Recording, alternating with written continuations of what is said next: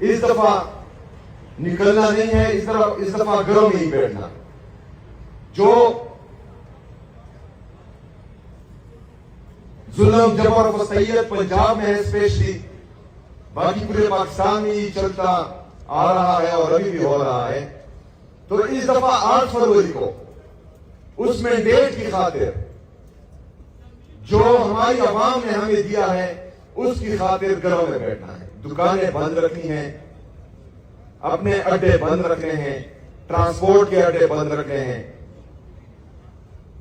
اپنی ٹیکسیاں گھر میں کھڑی کرنی ہے، اپنے رکشے گھر میں کھڑے کرنے، اور پوری دنیا کو دکھانا ہے کہ اس 8 فروری کو 2 سال پہلے 2026 کو ہماری مینڈیٹ پر ڈاکہ ڈالا گیا تھا، اور جو جعلی حکومت ہم پر مسلط ہوئی ہے، نہ ہم اس دن اس کو مان رہے تھے اور نہ انشاءاللہ تعالی آج اس کو مانیں گے.